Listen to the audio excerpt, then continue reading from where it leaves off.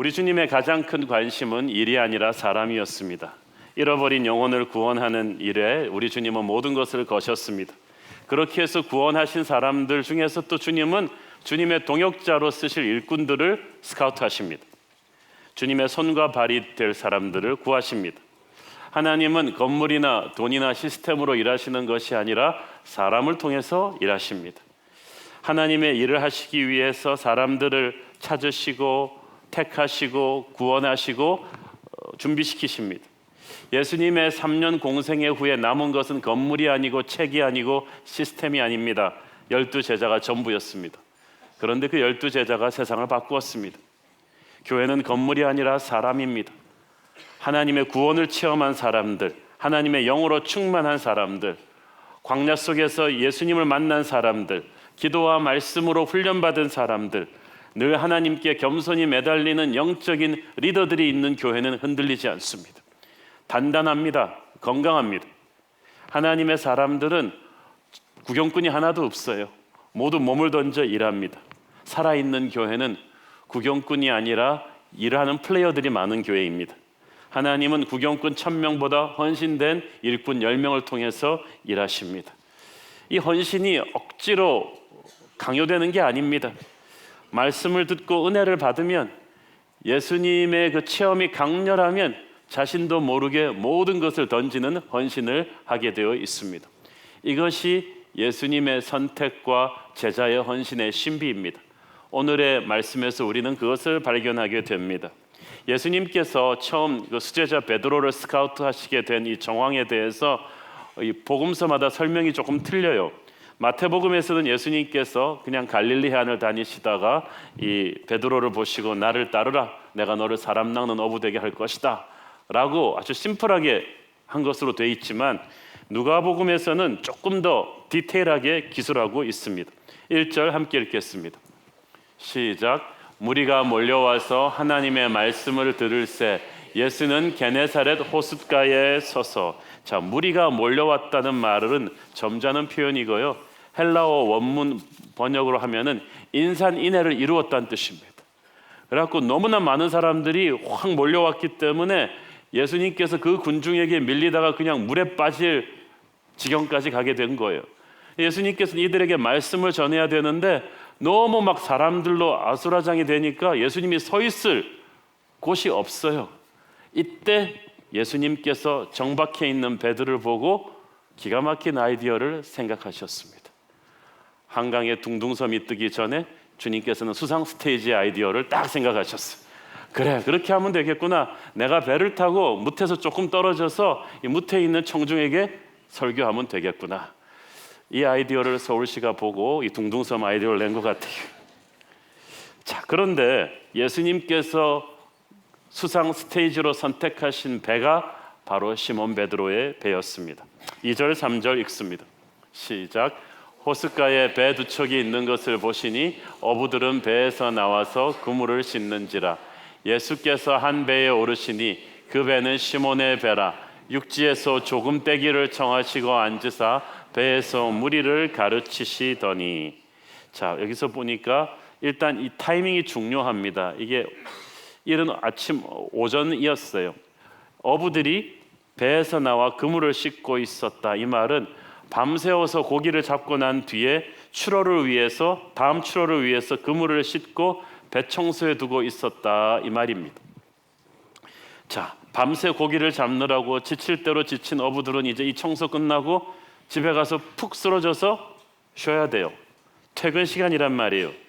그런데 갑자기 예수님이 군중과 함께 나타나시더니 배를 타시는 거예요. 그래서 이 배를 출발시키라는 거예요. 여러분 같으면 어떡하겠어요? 나 퇴근 시간인데 지쳐 죽겠는데. 게다가 베드로가 또 성격이 콸콸한 사람이잖아요. 그런데 희한하지 않습니까? 그 성격이 콸콸한 사람이 밤새 고기 잡느라고 지칠 대로 지쳐서 짜증은 나 죽겠는데, 그리고 고기도 잘 안 잡혀가지고 화가 나 있는데 갑자기 누가 배 타더니 야 나가자. 이때 베드로가 선선히 이 요구에 응했다는 사실 자체가 놀랍지 않습니까? 베드로는 처음 만난 예수님의 이 영적인 권위에 처음부터 좀 압도된 것 같습니다. 게다가 베드로는 이 엄청난 군중을 몰고 다니는 예수님을 보고 누군지 척 알아차렸어요. 며칠 전에 자기의 장모, 열병에 걸려 죽을 뻔한 자기 장모를 낫게 해준 나사렛 예수의 소문을 베드로도 듣고 있었던 거예요. 그 예수님의 그 눈빛에는 거역할 수 없는 권위가 있었습니다. 그래서 베드로가 그러면서 그냥 예수님을 태웠어요. 많은 사람들이 예수님을 처음 만날 때요, 신나게 예수님께 달려가는 경우보다는 이렇게 그냥 이렇게 하면서 예수님이 자기 배에 들어오시는 경우가 많습니다. 자, 예수님이 하고 많은 배들 중에서 하필 시몬 베드로의 배를 선택한 것은 우연이 아닙니다. 예수님이 결정하시고 찾아가신 거예요. 베드로가 예수님을 먼저 찾은 것이 아니고 예수님이 베드로를 찾아오셨어요. 우리가 주를 선택하면 우리가 주를 사랑하면 그가 먼저 우리를 사랑하셨습니다. 교회는 하나님이 선택하고 구원하시고 부르신 사람들이 나오는 곳입니다. 자기가 하나님을 선택했다고 생각하면 교만해지죠. 불손해지죠. 그렇지만 나 같은 죄인을 하나님이 선택해 주셨다는 사실을 깨달으면 황송해지죠. 어쩔 줄을 모르게 되죠. 영적인 리더의 자리가, 주의 종의 자리가 자기가 잘나서 된 게 아니고 하나님이 불러주셔서 된 거예요. 싫다고 도망갈 수도 없는 거예요. 부르심은 그만큼 엄숙한 것입니다. 그리고 부르셨기 때문에 주님이 책임지실 것입니다. 자, 설교를 다 마치신 예수님께서는 본격적으로 베드로 스카우트 작전에 들어가십니다. 4절 읽습니다. 시작. 말씀을 마치시고 시몬에게 이르시되 깊은 데로 가서 그물을 내려 고기를 잡으라. 자, 예수님이 딱 베드로 보니까 아주 빈티가 쫄쫄 나요. 왜냐하면 고기가 안 잡힌 거예요. 밤새 고기를 잡아서 가득 고기를 잡고 휘파람을 불고 있어야 될 베드로가 예수님을 만났을 때는 배가 텅텅 비어 있었어요. 기가 팍 죽어 있었어요. 아마 고기가 가득 차 있다면 예수님 태우지도 않았을 거예요. 그렇지 않아요?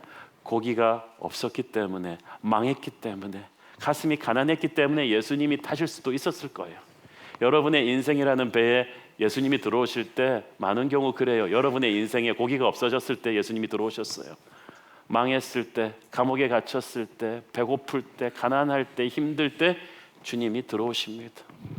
여러분이 뭐 다른 초이스가 없잖아요. 주님을 맞이하는 수밖에. 자, 그런데 예수님께서 딱 들어오셔가지고 고기 못 잡은 걸 보고 하시는 말씀이, 야, 내가 가르쳐 줄게. 저 깊은 데로 가서 그물 내려라. 자, 고맙다기보다는 대단히 자존심 상하는 일입니다. 만약에 내가 공부 못할 때 공부 잘하는 사람이 와서 도와준다 그러면 좋지만, 베드로가 딱 보니까 예수님은 평생 고기라고는 손도 못 대본 사람 같은데 자기는 평생 바닷 냄새 맡으면서 살아온 어부인데, 자기가 베테랑인데 갑자기 예수님이 그래, 내가 잠든 거 가르쳐 줄게. 그럼 공자 앞에서 문자 쓰는 것도 아니고 굉장히 기분 나쁜 거야. 내가 오늘 밤 망한 거지, 내가 항상 이렇게 못 잡는 게 아닌데. 자존심이 상해서 베드로가 그 5절을 말한 시작. 시몬이 대답하여 이르되 선생님, 우리들이 밤이 새도록 수고하였으되 잡은 것이 없지만은 말씀에 의지하여 내가 그물을 내리리이다 하고, 선생님, 우리들이 밤이 새도록 수고하였으되 잡은 것이 없다. 우리들, 이 말은 우리 전문가들이 밤이 새도록 수고했다. 우리가 놀고 먹은 거 아니다. 열심히 했다. 그리고 하고 싶은 말이 뭐였을까요? 참고로 얘기해 주지만 물고기는 원래 밤이나 이른 새벽에 잡는 거지 이렇게 해가 높이 떠버린 대낮에 잡는 게 아닙니다.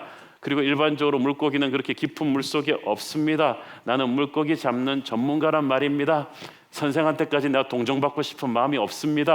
이게 베드로가 하고 싶은 말이었죠. 그런데 그 다음 말을 못한 거예요. 우리들이 밤이 맞도록 수고를 하였으되 얻은 것이 없지만은 하고 막 쏟아내려 그러는데 예수님의 눈이 탁 본 거예요. 아, 그 눈빛을 보는 순간 할 말이 없게 만들어요.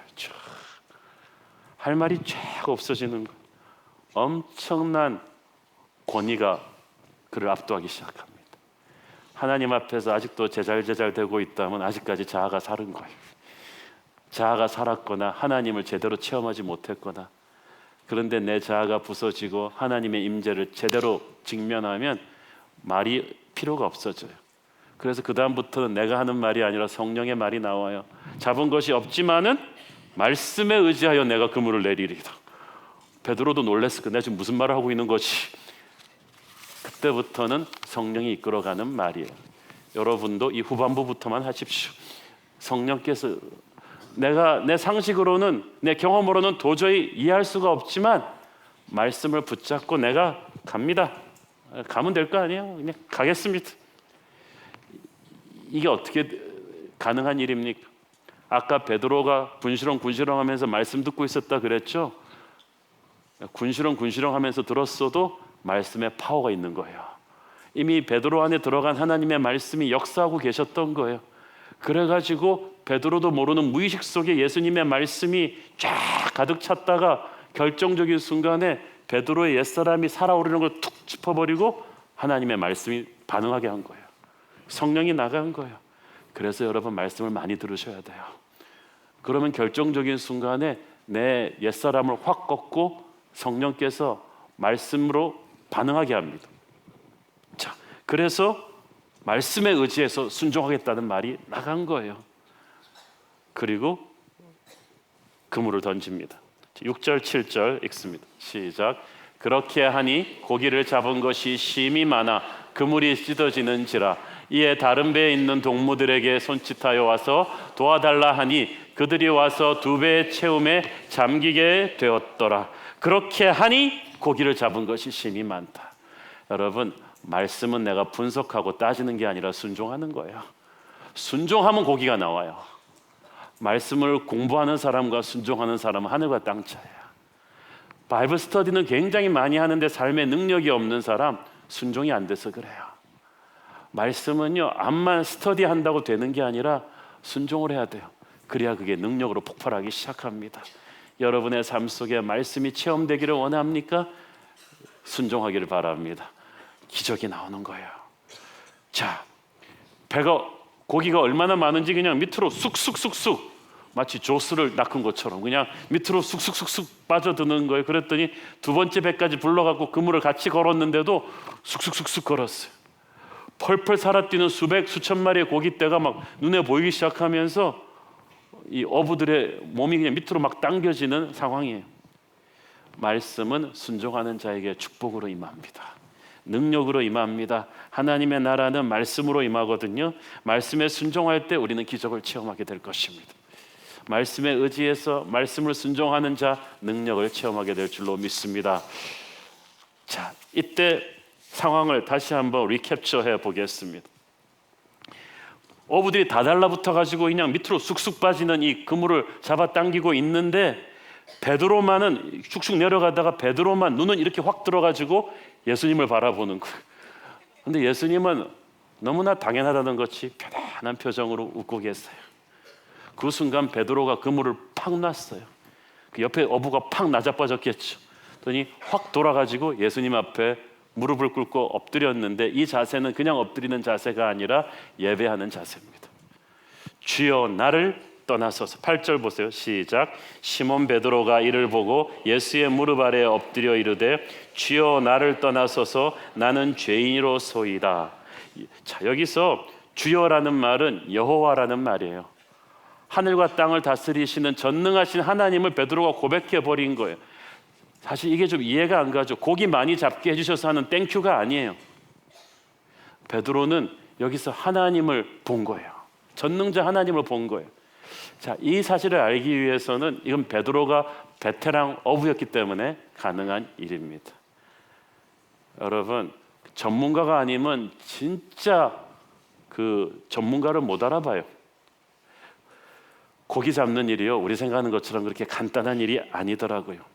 제가 신학교 때 룸메이트가 중국 사람이었거든요. 이 사람은 낚시꾼이에요.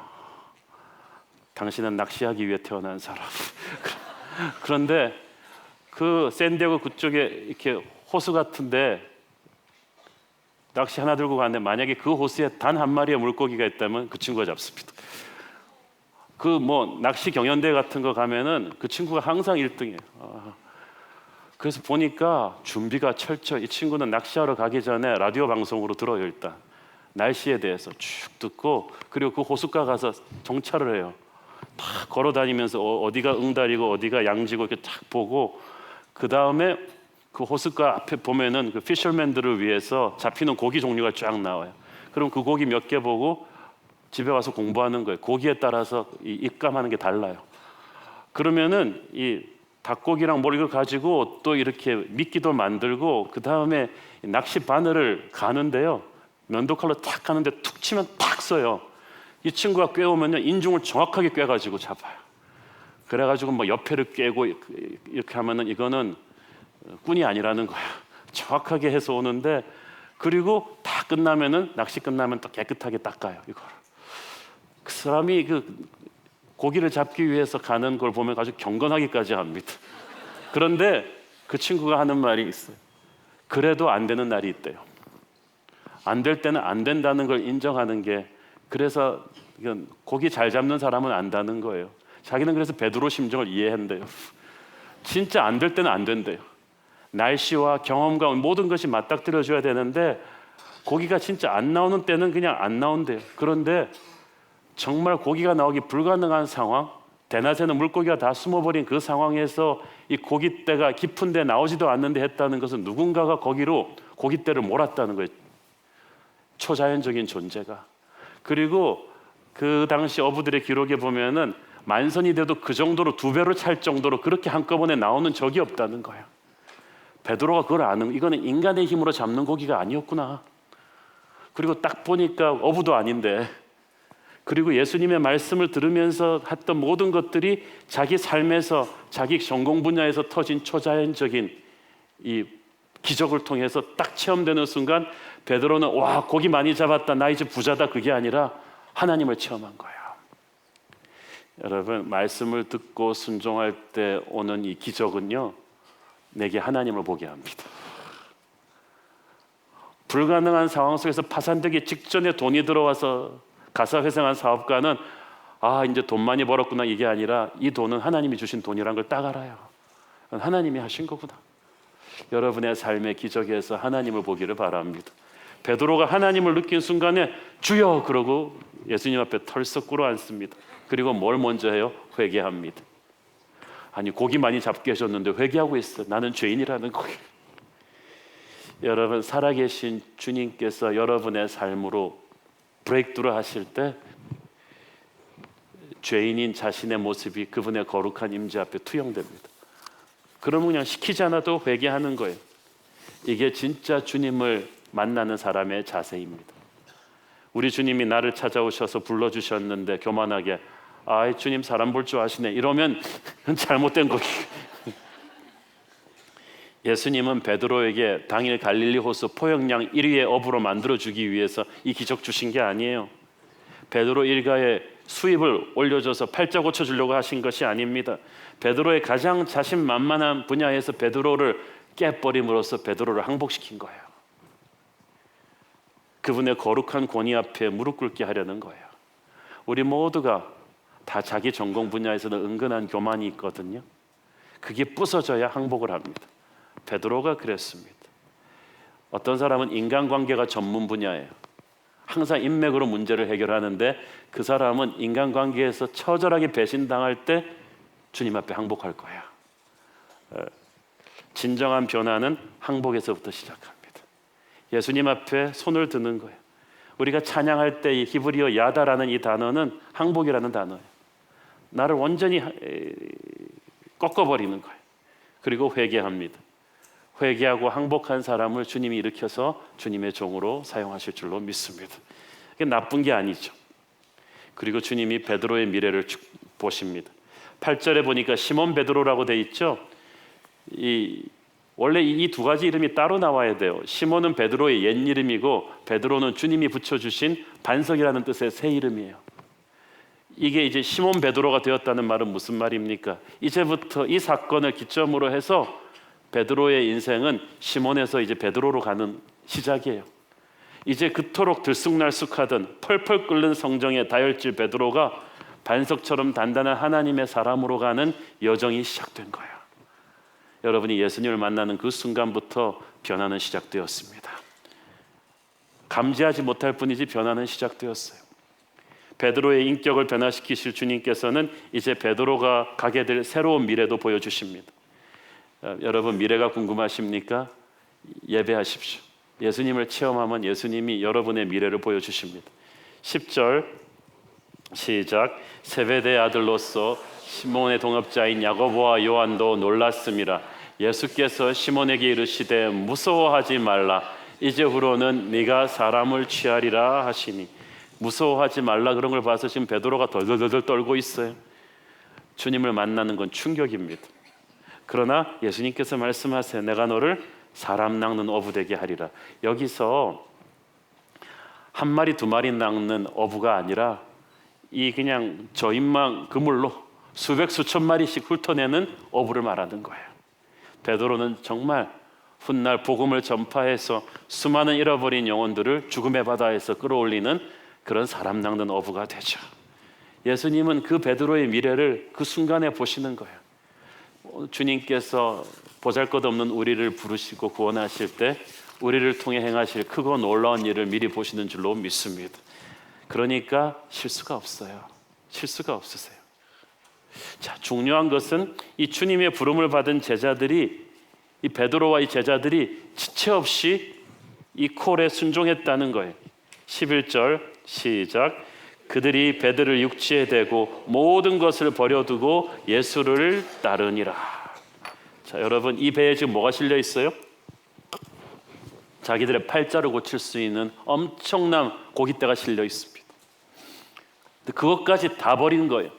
배와 그물을 버린다.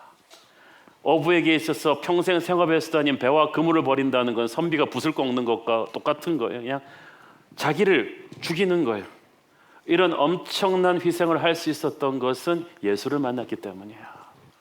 예수님을 통해서 예수님과 함께 가는 새로운 미래를 보았기 때문이에요.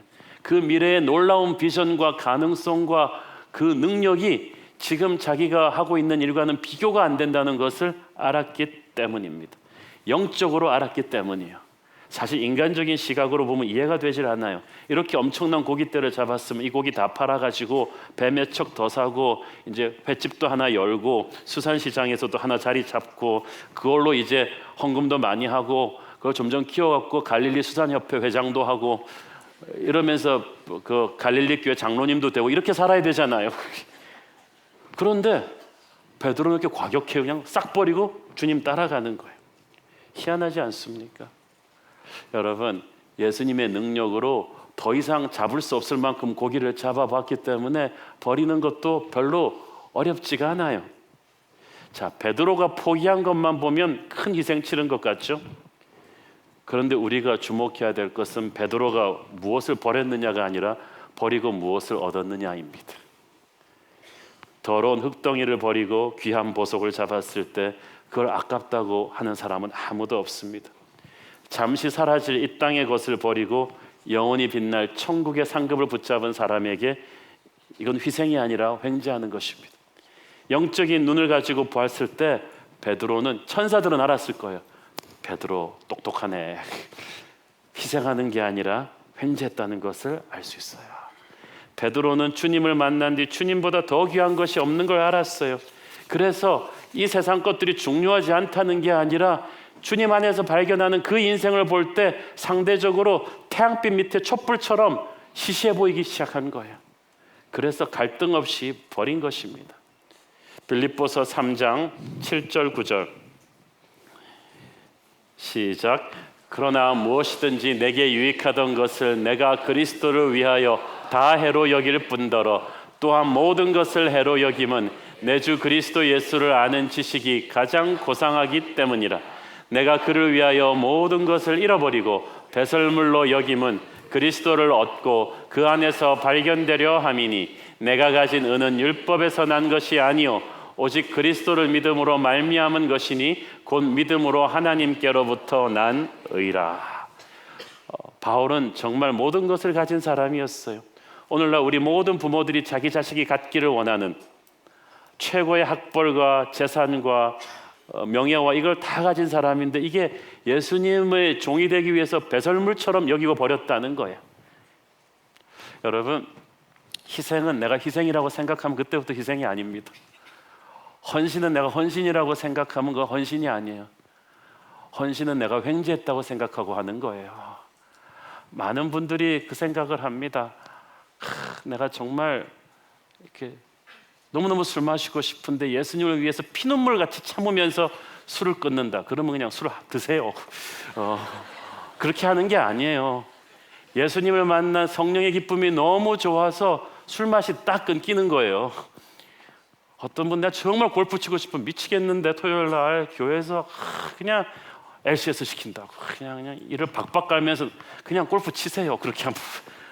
그렇게 하는 게 아니에요. 예수님을 믿는 기쁨이 너무 좋아가지고, 말씀의 기쁨이 너무 좋아가지고 순간적으로 골프건 뭐건 취미생활이 별로 재미가 없어지는 거예요. 그게 바로 헌신이에요. 베드로는 이 배와 그물 버리면서 아까워 죽겠네 이러면서 버린 게 아니에요. 예수님을 만난 기쁨이 너무 좋아가지고, 이게 그냥 상대적으로 마치 HD TV를 보고 나서 옛날 흑백 TV, 아날로그 TV를 버리는 게 갈등 없어진 사람처럼 세상 최고의 주님을 만나고 나서 버리는 거예요. 여러분이 그런 헌신이기를 바랍니다. 주님은 그런 부르심을 주셨어요. 베드로가 모든 것을 버리고 주님을 따랐다고 하는 걸 또 잘못 해석하셔가지고 다 자기 직업 버리고 전 재산 팔고 신학교 가라는 뜻으로 받아들이지 마십시오. 주님은 여러분 대부분에게는 그런 부르심 전혀 주시지 않았습니다. 저한테는 주셨지만 여러분은 아니에요. 다만 이 말은 주님을 섬기는 데 있어서 우리의 우선순위가 분명해야 된다는 거예요. 너무 현실적인 사람, 자신의 것을 버리지 않고 너무 악착같이 세상의 것들을 붙잡고 있는 사람은 주님 쓰시기가 어렵습니다. 직장을 여러분 잘 다니십시오. 그 직장에 주님이 보내신 것입니다. 그렇지만 직장에 목숨 걸지 마십시오. 그러면 직장이 여러분을 버릴 때 여러분 충격받습니다. 여러분의 재산 잘 관리하십시오. 그러나 그것은 느슨하게 잡고 있으세요. 돈은 있을 수도 있고 없을 수도 있습니다. 취미생활, 인간관계, 자식도 너무 꽉 붙잡고 우상 숭배하지 마세요. 주님이 놓으라 그랬을 때는 놓아야 돼요. 항상 주님이 부르시면 놓고 일어날 수 있는 유연한 인생, 가볍게 사는 인생을 사십시오. 히브리서 12장 1절 보세요. 시작. 이러므로 우리에게 구름같이 둘러싼 허다한 증인들이 있으니 모든 무거운 것과 얽매이기 쉬운 죄를 벗어버리고 인내로써 우리 앞에 당한 경주를 하며, 모든 무거운 것을 가볍게 하면서 항상 주님 부를 때 민첩하게 반응할 수 있는 주님 쓰시기 편한 인생이 되십시오. 예수님의 선택은 신비롭습니다. 첫째, 예수님은 항상 기도하시고 사람을 세우셨어요. 이 말콤 브리스웰의 책에 블링크라는 걸 보면은 보통 사람이 어떤 사람을 판단할 때 3초 만에 판단하는데, 직관, 경험과 실력이 많은 사람일수록 그 직관에 의지한다고 합니다. 그렇지만 예수님은 세계에서 가장 직관력이 뛰어났지만 12제자를 세우셨을 때 기도하고 세우셨어요.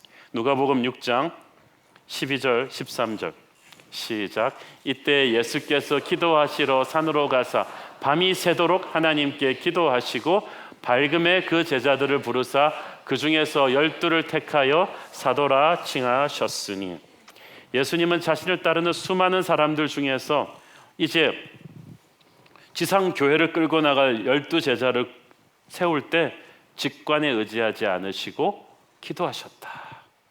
그것도 밤을 새우면서 하나님의 음성을 깊이 들었다. 이것은 우리에게 무엇을 시사합니까? 우리도 사람 세울 때 기도해야 된다는 겁니다. 결혼할 때 기도 많이 하십시오. 사업 파트너 선택할 때 기도 많이 하십시오. 교회에서 사람 세울 때 기도 많이 해야 됩니다.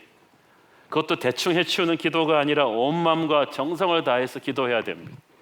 제가 주일학교 선생님들한테 항상 하는 말이 있어요. 자신의 지식과 명철로 가르치지 말고 기도하십시오.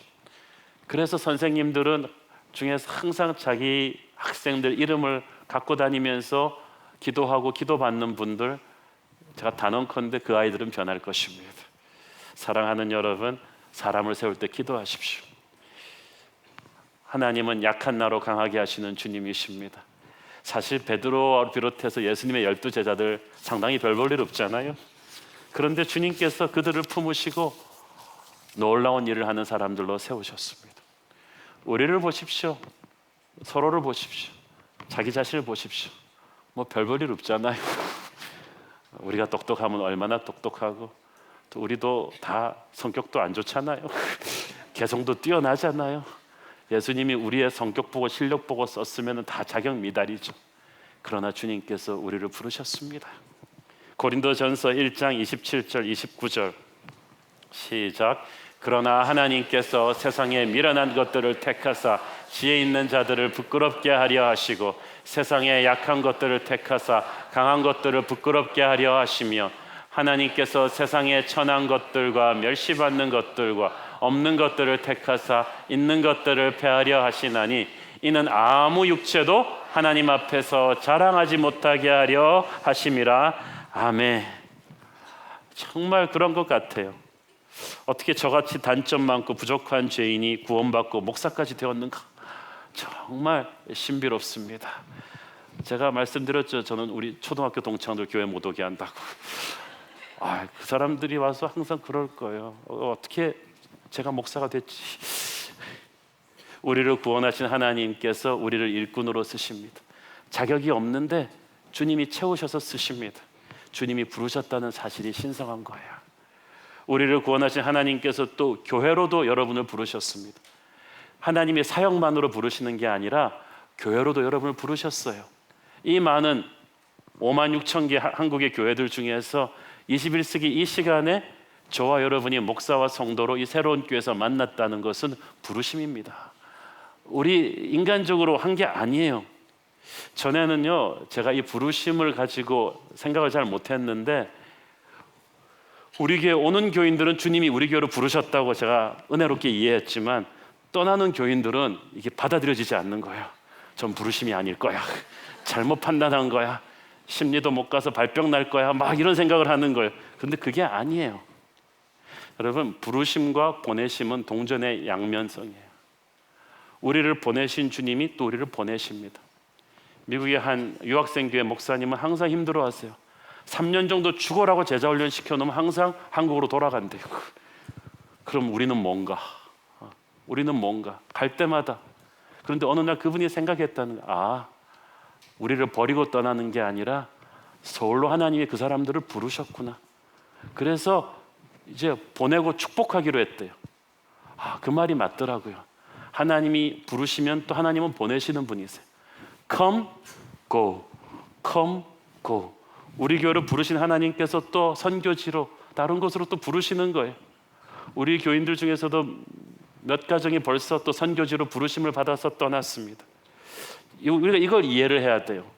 주님께서 이곳으로 가장 은혜 받고 가장 맞는 사명에 헌신할 수 있는 교회로 부르셨지만 또 주님의 때가 되면은 또 주님의 목적이 있는 곳으로 보내십니다.